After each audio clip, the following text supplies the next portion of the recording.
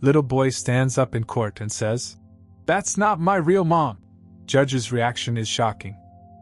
The tension in courtroom 307 was palpable as Emily Matthews adjusted her cream-colored blazer for the 100th time that morning.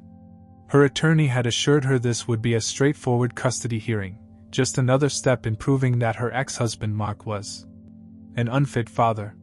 The evidence seemed overwhelming: missed weekend visits, late child support payments, and questionable decision-making when it came to their 6-year-old son, Liam. Mark sat at the opposite table, his navy suit slightly wrinkled, dark circles under his eyes telling the story of sleepless nights. He kept glancing at Liam, who sat quietly in the front row next to the court-appointed child advocate, his small legs swinging nervously above the polished courthouse floor. "Your Honor," Emily's attorney began, her voice confident as she approached the bench. "We're here today because Mr. Matthews has repeatedly demonstrated patterns of behavior that raise serious concerns about his ability to provide a stable environment for Liam. Over the past 6 months alone, there have been 12 documented instances where..." The attorney's voice faded into background noise as Emily watched Liam. Something seemed off about him today. He hadn't smiled once since they'd arrived at the courthouse, and he kept touching the small silver pendant around his neck, a nervous habit he developed recently that she couldn't explain. She'd never seen that necklace before and wondered if Mark had given it to him during one of their weekends together. Judge Harrison, a woman known for her no-nonsense approach to family court cases, listened intently as both attorneys presented their arguments. The morning proceeded as expected, a parade of witnesses testifying about Mark's supposed shortcomings as a father, followed by his attorney's attempts to paint Emily as overly controlling and vindictive. Then came the moment that would change everything. As Emily's attorney was wrapping up her final arguments, Liam suddenly stood up. His face was flushed, and his hands were trembling, but his voice rang out clear and strong across the courtroom. "That's not my real mom." The silence that followed was deafening. Emily felt as though all the air had been sucked out of the room. Judge Harrison's pen froze mid-sentence, and Mark's mouth fell open in shock. Even the court reporter stopped typing, her fingers suspended above the keys. "Young man," Judge Harrison said, peering over her reading glasses. "What did you just say?" Liam took a deep breath, his small chest rising and falling rapidly. "I said she's not my real mom. I remember my real mom. She was different." Emily's attorney quickly intervened. "Your Honor, clearly the child is confused. The stress of these proceedings..." "I'm not confused." Liam's voice grew stronger, more insistent. "I remember things. Important things. My real mom had a different voice. She used to sing to me in Spanish. Emily doesn't know any Spanish. And I remember a different house, with blue walls in my room, not green ones. And there was a dog named Luna who slept under my bed every night." Emily felt the room spinning. "Liam, honey, what are you talking about? We've never had a dog. You know I'm allergic to." "That's what I mean," Liam interrupted, tears now streaming down his face. "My real mom wasn't allergic to anything. She made chocolate chip pancakes every Sunday morning, and they had little faces made of whipped cream, and... His voice broke as he struggled to continue. Mark stood up, his face ashen. "Your Honor, I don't understand what's happening here. Neither Emily nor I have Spanish-speaking relatives. We've never owned a dog, and our house has always had green walls in Liam's room. These memories he's describing, they're impossible." Judge Harrison raised her hand for silence as murmurs rippled through the courtroom. She studied Liam carefully, noting the certainty in his eyes despite his tears. This wasn't the typical behavior of a child trying to manipulate a custody hearing. There was something else going on here, something that made the hair on the back of her neck stand up. "Mr. Peters," she addressed the child advocate, "please take Liam to my chambers. Mrs. Rodriguez will look after him." As Liam was led away, still clutching his mysterious silver pendant, Judge Harrison turned her attention to the stunned parents before her.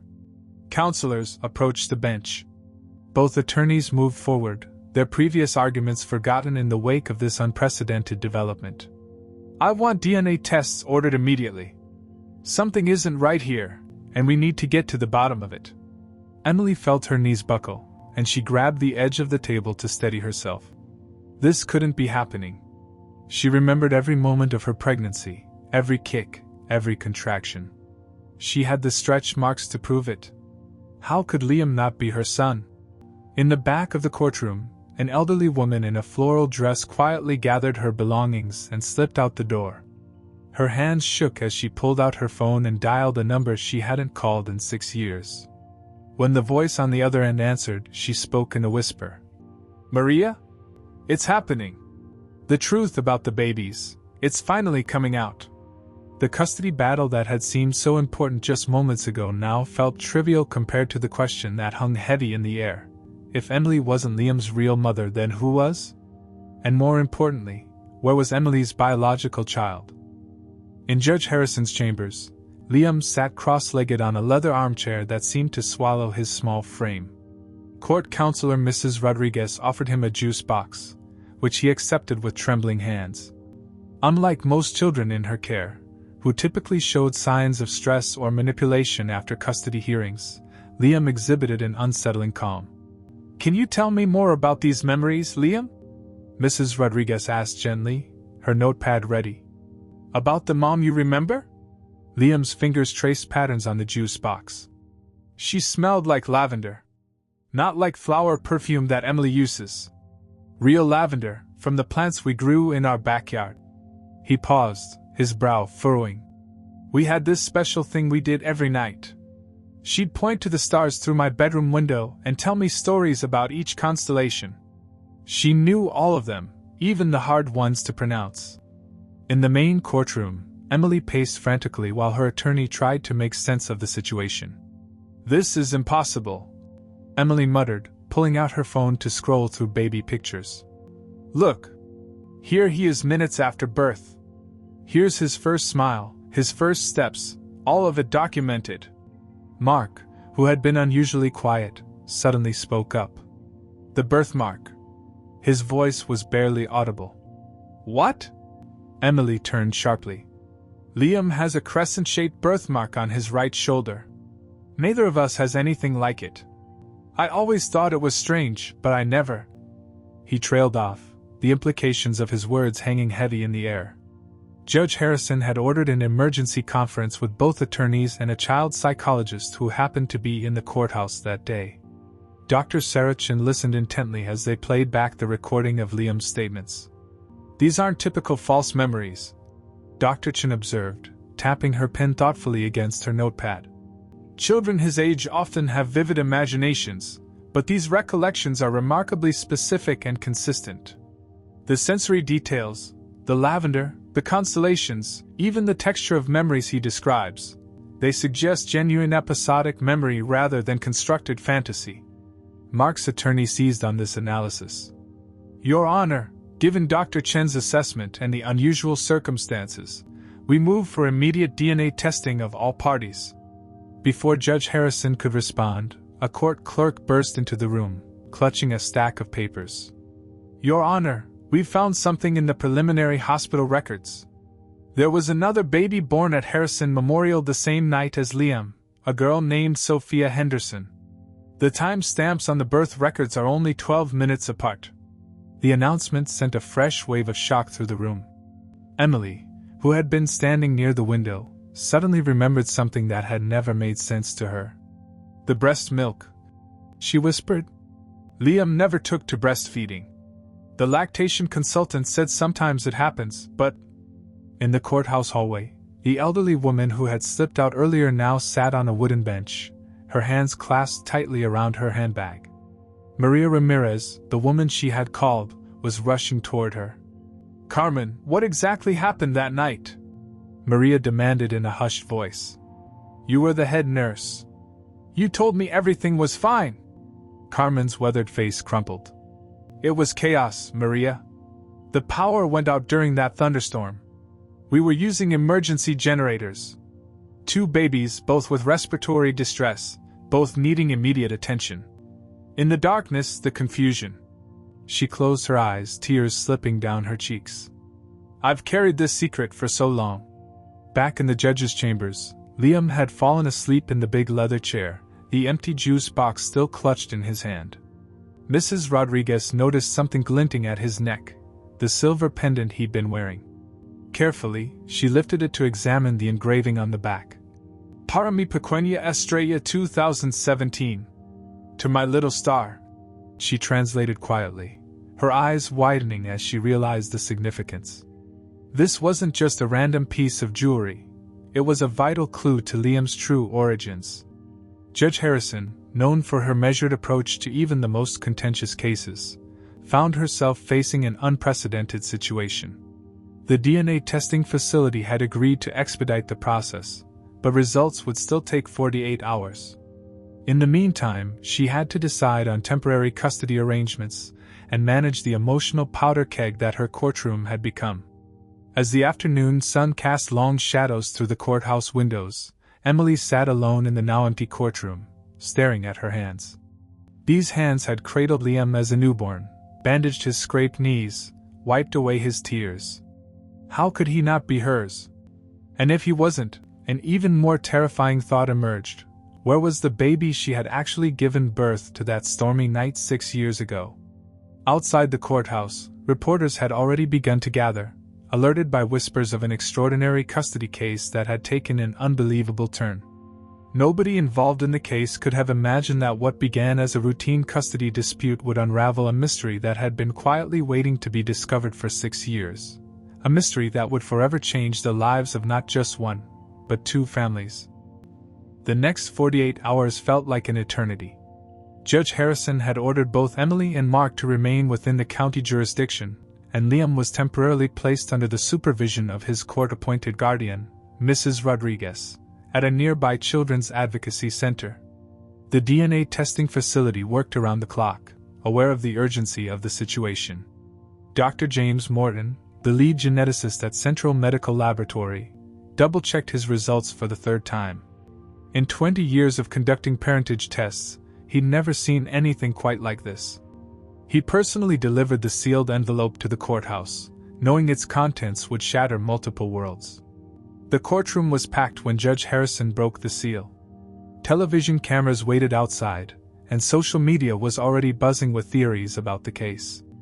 Emily sat rigid in her chair, her mother's hand clasped tightly in hers. Mark had foregone his usual seat by his attorney, choosing instead to stand near the back wall, as if physically distancing himself from what was about to unfold. The DNA results are conclusive, Judge Harrison announced, her voice steady but grave. Neither Emily Matthews nor Mark Matthews shares any biological relationship with the child known as Liam Matthews. The words hit like physical blows. Emily's mother let out a choked sob. Mark slumped against the wall. But it was Emily's reaction that caught everyone off guard. She laughed. It was a strange, hollow sound that echoed through the courthouse. "This is ridiculous," she said, her voice rising with hysteria. "I have stretch marks.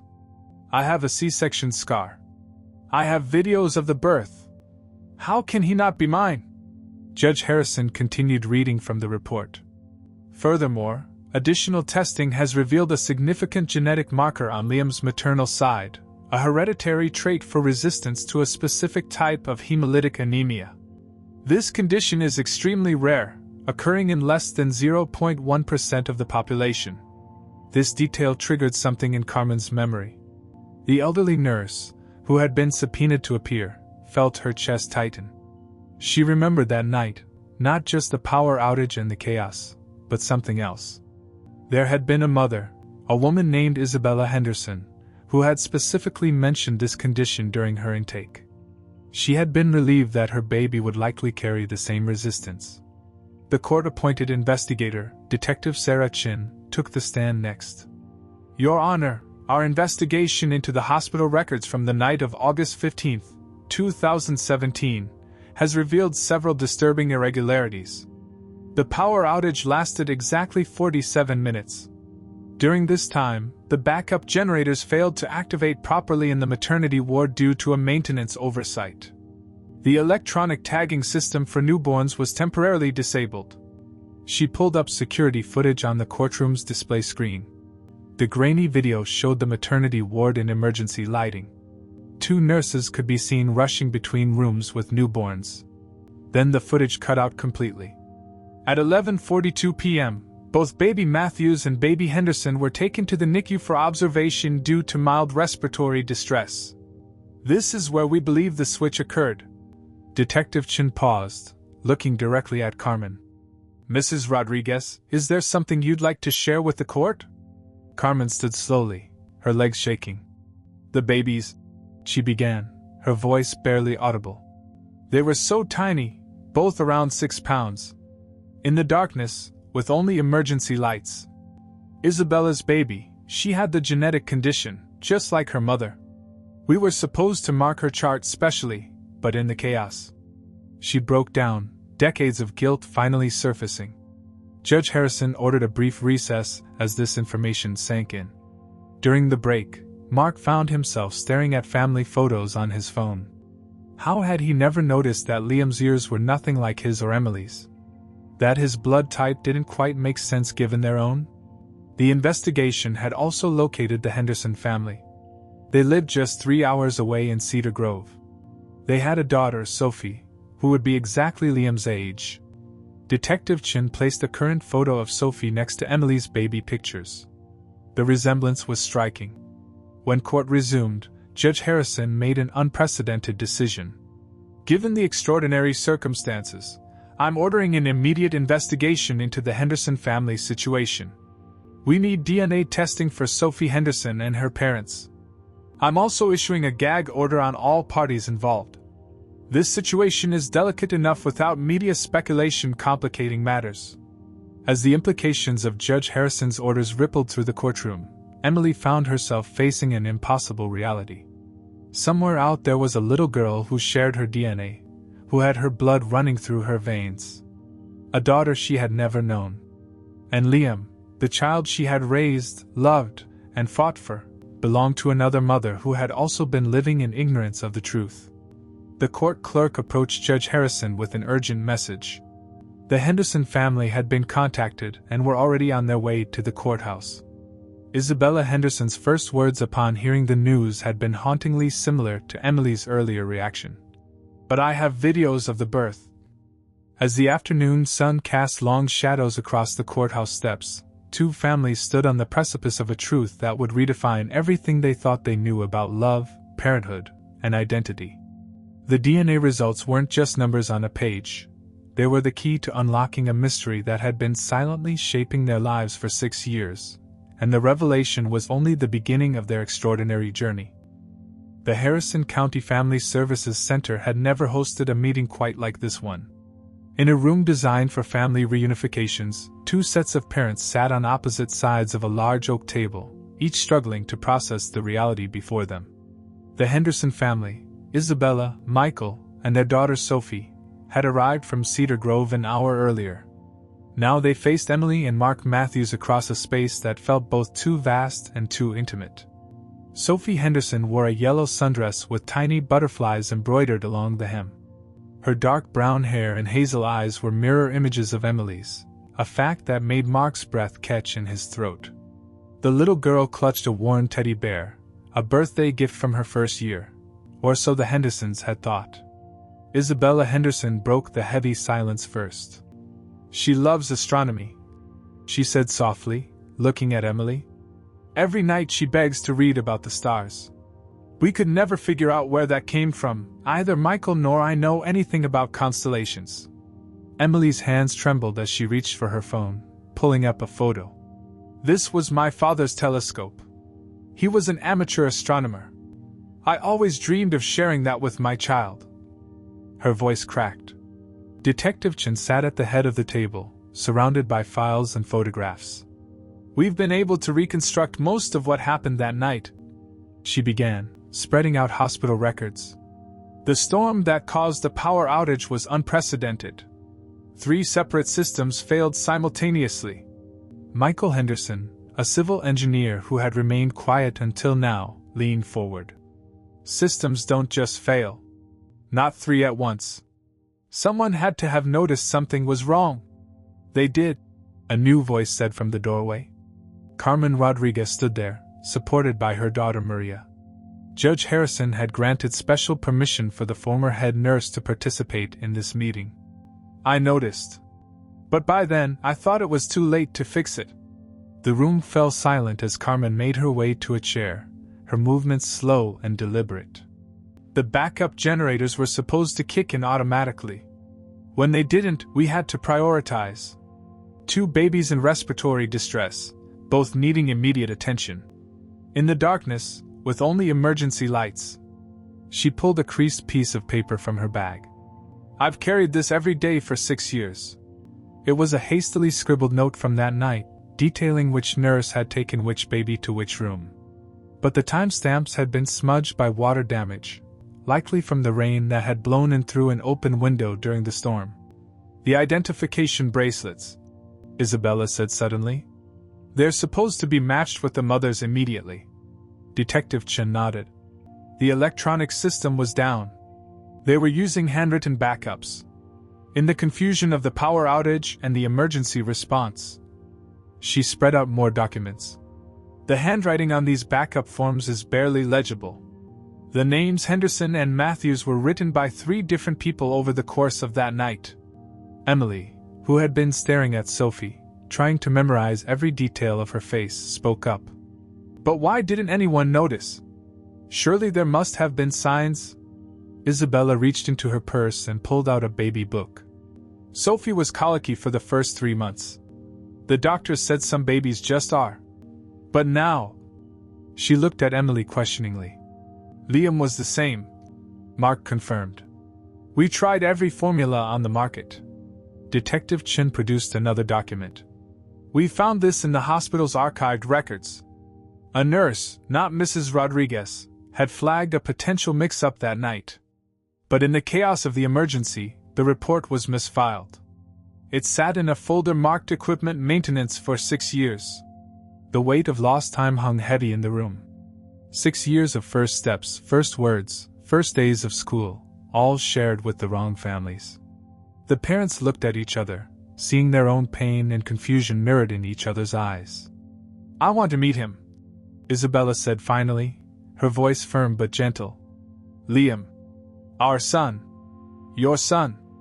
I want to meet the boy who remembered enough to speak up. Mrs. Rodriguez, who had been quietly observing from a corner, stepped forward. Liam is ready whenever you are. He's been asking about his mother, about the lavender and the constellations. Isabella's eyes filled with tears. We had a lavender garden. It died in the drought 2 years ago, but when it was alive... She couldn't continue. Emily stood up suddenly, her chair scraping against the floor. Everyone tensed, but her face showed no anger, only resolution. We need to make this right, she said. Not just for us, but for them. They deserve to know the truth, to understand where they come from. But they also deserve to keep the love they've known. Michael Henderson pulled out his phone, showing them a recent photo of their backyard. We still have the raised beds where the lavender grew. The soil's good. It just needs replanting. The metaphor wasn't lost on anyone in the room. Like the dormant lavender bed, this situation held the potential for new growth, for healing, if they could find the strength to nurture it. Detective Chun had one final revelation. We found something else in the hospital records. Both babies were given the same nurse for their first feeding after the power came back on. Her notes indicate that each baby refused to latch properly, as if... She paused, choosing her words carefully. As if they sensed something wasn't quite right. As the afternoon wore on, the invisible wall between the two families began to crumble. They shared photos, stories, and tears. Plans were made for a careful, supervised introduction between Liam and his biological parents, and for Sophie to meet Emily and Mark. The road ahead would be complicated, but in that room, surrounded by evidence of past mistakes and present truths, seeds of understanding began to take root. The first meeting between Liam and the Hendersons took place in Dr. Sarah Chen's office, a warm space filled with natural light and carefully chosen toys. The child psychologist had prepared everyone for what to expect, But nothing could have truly readied them for the moment Liam's eyes met Isabella's. "You smell like the flowers," he whispered, moving closer to her. "Like in my dreams." Isabella's hands shook as she reached out to touch his red hair, the same shade as her father's. Michael Henderson stood back, tears streaming down his face as he recognized his own mother's distinctive green eyes in his biological son's face. Across town, in another counseling room, Sophie sat between Emily and Mark, examining a photo album of their family. She paused at a picture of Emily's father with his telescope. "Is that why I always liked the stars?" she asked, her small finger tracing the image. "Because of him?" Emily nodded, unable to speak. Sophie had the same habit of tucking her hair behind her left ear, the same way of scrunching her nose when she concentrated. These weren't learned behaviors, they were written in DNA. Judge Harrison had called an emergency conference with both families' attorneys and child welfare experts. The precedents for cases like this were few and far between, and none quite matched the unique circumstances they faced. The traditional approach would be to return the children to their biological parents. The child welfare expert, Dr. Rodriguez, no relation to Mrs. Rodriguez, explained. But at 6 years old, the psychological impact of such a sudden change could be devastating. Mark's attorney leaned forward. "Your Honor, we need to consider that both children have formed secure attachments to their current families. Disrupting these bonds could cause lasting trauma." Emily's attorney added. "But we can't ignore the biological connections and the children's right to know their genetic heritage. Especially given Liam's evident memories and Sophie's inherited interests." The Hendersons' lawyer, a family law specialist named Patricia Wong, offered a different perspective. "What if we're thinking about this the wrong way? Instead of choosing between families, what if we found a way to expand both children's support systems?" Judge Harrison removed her glasses, rubbing the bridge of her nose. In 20 years on the bench, she never faced a decision quite like this. "Bring in the child psychologist. I want to hear Dr. Chen's assessment." Dr. Chen arrived with thick files on both children. "After observing both Liam and Sophie, I can tell you they're remarkably resilient. But they're also at a crucial developmental stage. Their sense of identity is forming, and how we handle this will shape them forever." She spread out her notes. "Liam's memories of his early months with the Hendersons suggest a deep subconscious connection.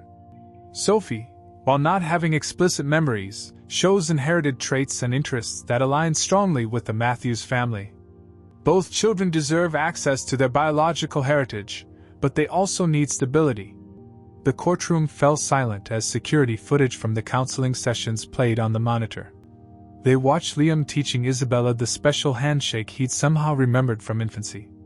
They saw Sophie unconsciously mirroring Emily's mannerisms. Carmen Rodriguez, who had been allowed to observe, spoke up from her seat. "In all my years of nursing, I learned one thing: babies know. They know their mother's voices, their smells, their heartbeats. These children have carried those memories for 6 years, even if they couldn't express them." Judge Harrison stood at her window, watching families come and go from the courthouse. Each case that came before her bench shaped lives, but this one would redefine what family could mean. When she finally turned back to the room, her decision was clear in her eyes. "We're not going to treat this like a typical custody case, because it isn't one. These children have 4 parents who love them, not 2, and our job is to honor that reality." She called both families back into the courtroom. Emily and Isabella sat closer now, their shared concern for both children bridging the gap between them. Mark and Michael had bonded over their shared experience of questioning their past interactions with children who, while not biologically theirs, they had loved unconditionally. "The court has reached a decision," Judge Harrison began, her voice firm but compassionate. "Both children will remain primarily with the families who have raised them, Liam with the Matthews, Sophie with the Hendersons." She raised her hand to forestall any reactions. "However, this is not a traditional custody arrangement. I am ordering the establishment of a formal co-parenting relationship between both families. The children will have structured, regular time with their biological parents, with the goal of gradually increasing these interactions as they adjust." The judge continued, Both families will participate in ongoing counseling, both separately and together. We'll establish holiday schedules, shared family events, and educational plans that take into account each child's unique needs and inherited talents. Furthermore, she added, looking directly at both mothers, I want monthly reports from the child psychologist on how the children are adapting. This arrangement will be reviewed every 3 months for the first year to ensure it's serving the children's best interests. Emily raised her hand tentatively. Your Honor? What about last names? Judge Harrison smiled gently. The children will have the option to hyphenate their names when they're old enough to make that decision themselves. For now, let's focus on building bridges rather than changing signposts.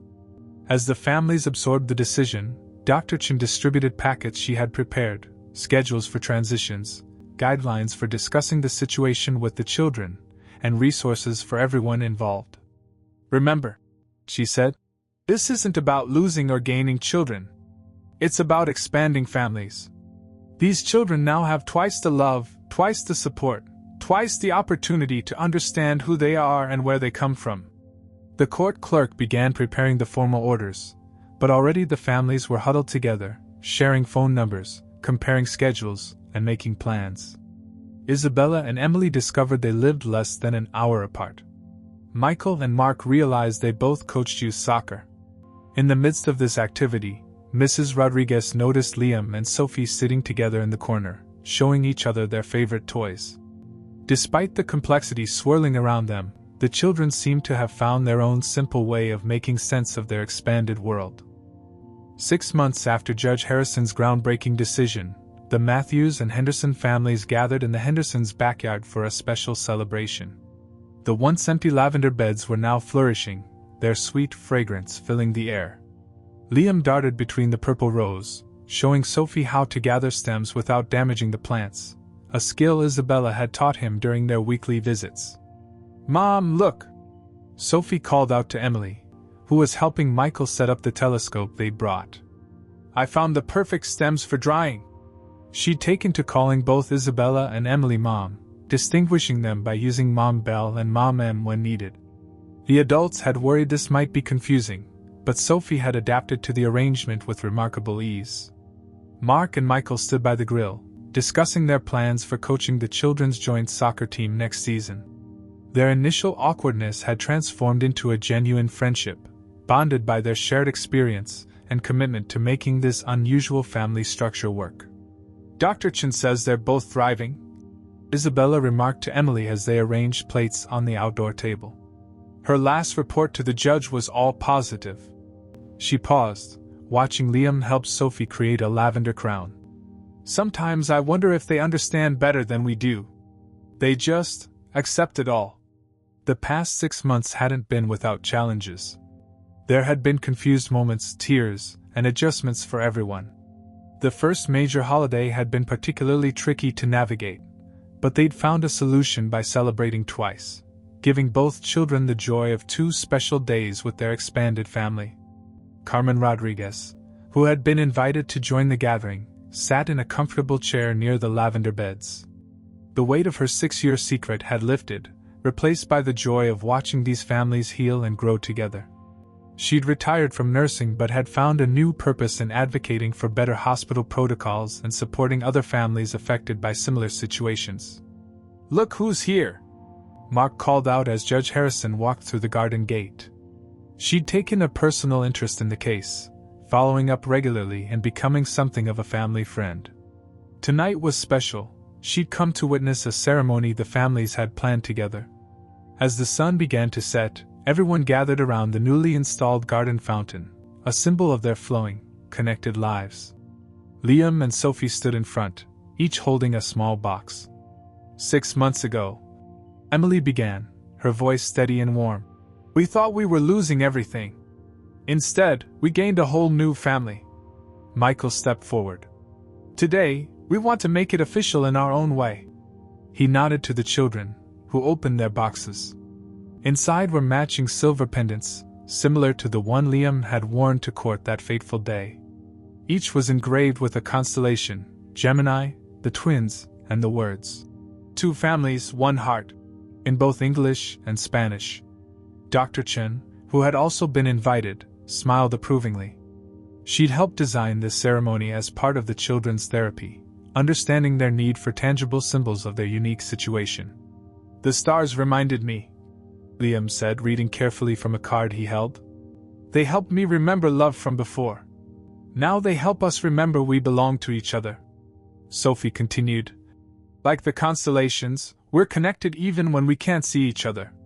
We're all part of the same sky." As Mark and Isabella helped fasten the pendants around the children's necks, Judge Harrison stepped forward. "In all my years on the bench, I've never seen a better example of putting children's needs first. You've turned a mistake into a miracle." The families had established their own traditions over the months. Sunday dinners alternated between houses. Both children took astronomy classes at the local planetarium, a nod to their shared connection to the stars. The lavender garden had become a symbol of their intertwined lives, with both families tending it together. Isabella pulled out a photo album, one of many they'd created to document their journey. The first photos showed two separate families, strangers thrust together by circumstance. The newer images told a different story: birthday parties with twice the celebration, soccer games with double the cheering section, quiet evenings of stargazing with 4 parents pointing out constellations. "Remember how worried we were about the school forms?" Mark chuckled, helping Sophie adjust her pendant. The administration had been confused at first about having 4 parents listed, but a letter from Judge Harrison had smoothed things over. Now both children had emergency contacts and pick-up authorizations for all 4 parents. Emily and Isabella had become particularly close, their shared experience creating a unique bond. They'd started a support group for families affected by hospital mix-ups, turning their pain into purpose. The story of their unconventional family had inspired others to seek healing and connection in their own challenging situations. As night fell, Michael set up the telescope. The children took turns looking at the stars, each surrounded by 4 parents who loved them. Carmen watched from her chair, tears in her eyes, as Liam pointed out the Gemini constellation to Sophie, just as Isabella had once taught him. "You know what's amazing?" Emily said softly to Mark as they watched the scene. "We didn't lose a son. We gained a daughter. And Liam and Sophie didn't just get extra parents, they got a built-in best friend." The evening ended with a new tradition, the sharing of the remembering jar. Each family member added a note about a special moment from the past month. Tonight's jar was full of firsts. The first time Sophie called Michael Dad too. Liam's first successful lavender harvest. The first photo where everyone wore their constellation pendants. As the families prepared to head home, though the meaning of home had expanded far beyond 4 walls, Judge Harrison pulled Carmen aside. "You see?" she said gently. "Sometimes our biggest mistakes can lead to our greatest blessings, if we're brave enough to face them and wise enough to learn from them."